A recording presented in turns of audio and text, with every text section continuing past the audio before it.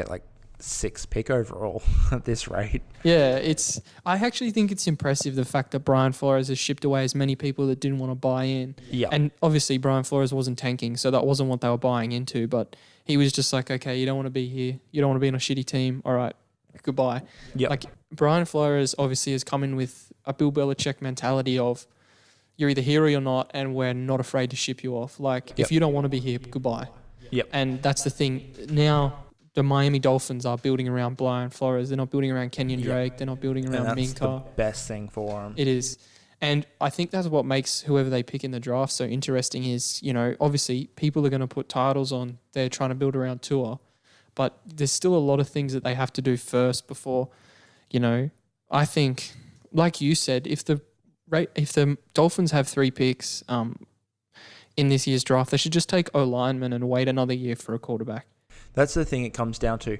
And I agree with that. But I'm looking at this point in time that the fact that they're playing Fitzpatrick over Rosen, and I'm making the assumption that Flores doesn't want Josh Rosen.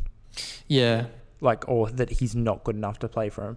So I think the biggest question comes down to is what quarterback does he like? Because you think he's coming up in the Patriots, been in the Patriots team anyway, where it's Tom Brady and it's a GOAT. Like this, he look at that and just go, I just want this safe quarterback who's a pocket passer and whatever, which Josh Rosen probably could do. Yeah.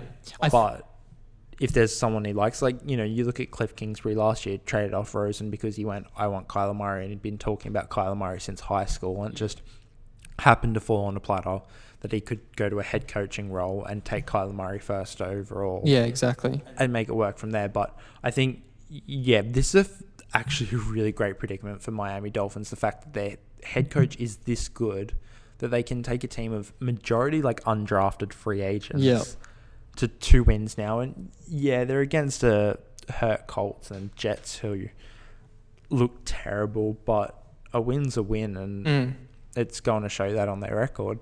Exactly. And, even still, the circumstances of their wins, it's not like, they have had scores run up on them, but I think they have to take O-lineman. I think they trust Fitz. If Brian Flores trusts Fitz enough to, want to put him in game-winning predicaments or, trust him in games like that, I think you just trust him again because, Fitzpatrick is one of those guys who you don't know whether he's going to throw 4 touchdowns or 4 interceptions. And for a tanking team, that is perfect because it never reveals their true purpose. Like maybe management wants them to tank. Sure, let's play Fitz. But Brian Flores wants to win. Sure, let's play Fitz. Whatever Fitz you get on the day is the one that you get. And it's either going to be, 4 touchdowns or 4 interceptions or a pick and 2 touchdowns. I think they should take O-lineman and build around because, you just look at what Kyler's going through right now in Arizona. He's dancing to survive. He is running. He's scrambling. He's taking shots. He's risking really injuries in his first year. And do you want to subject Tua to that, or would you rather just send him to the Bengals who have no idea what they're doing?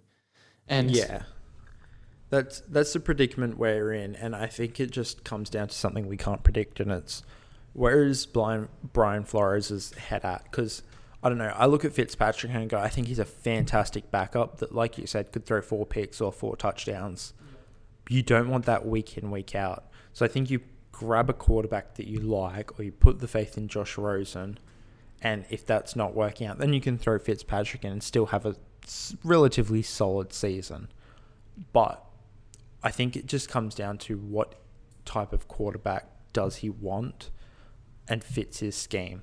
Because, there's a few good quarterbacks in this draft. Like, even Joe Burrow is now big in the talks that he's going to go first overall after beating Tua. Yeah. LSU beating Alabama in college. And, Justin Herbert's a old school, tall quarterback that, fits the Broncos to fail perfectly. But I know what he wants. And if he's going to stick it out with Fitzpatrick and Rosen, I think, you probably take 2 offensive linesmen in the draft and then potentially pick up like DeAndre Swift as a running back and just kind of do essentially what Giants have done, taken Saquon, then take Daniel Jones this year. If they're bad again this time next year, Trevor Lawrence is now in the draft, who is meant to be a generational talent. Yeah. is fantastic. Like, won a championship in his first year.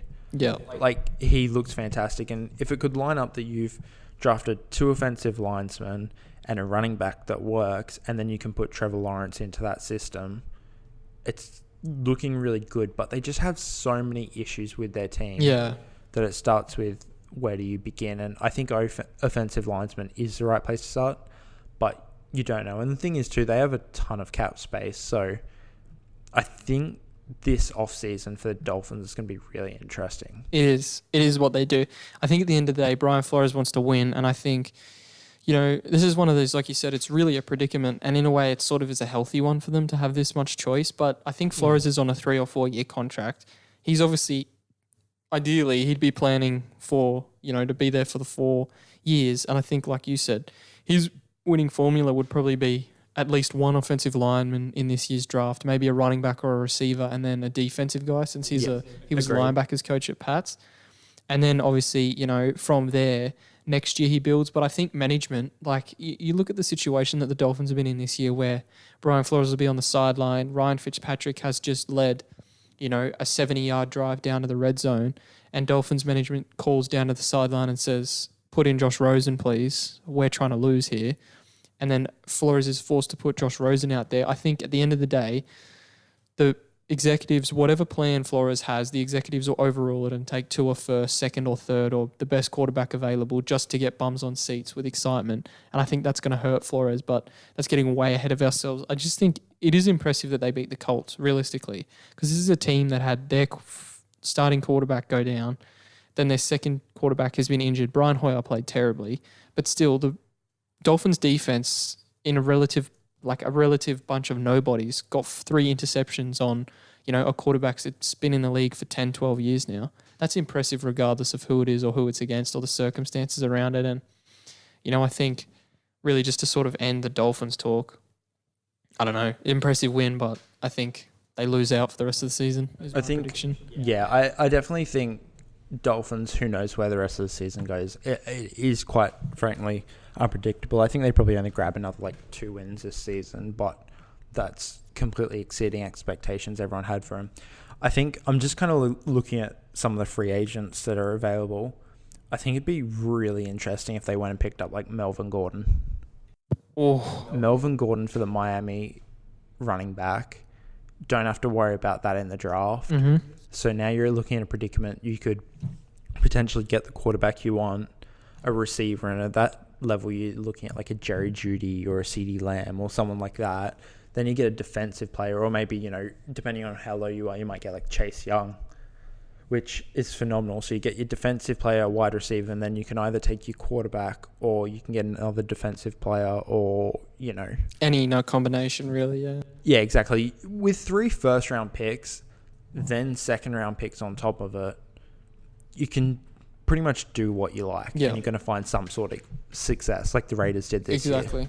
And it's going to be so cheap for them too that basically, they can continue to cut whoever. If they can draft a player who performs at the same level of a guy who's on $6 million, but they're drafted players on 2, that just opens up way more cap space. I would love to see him go for Melvin Gordon, to be honest. But, I mean... How much will you want to get paid? Yeah, that's the thing. Realistically,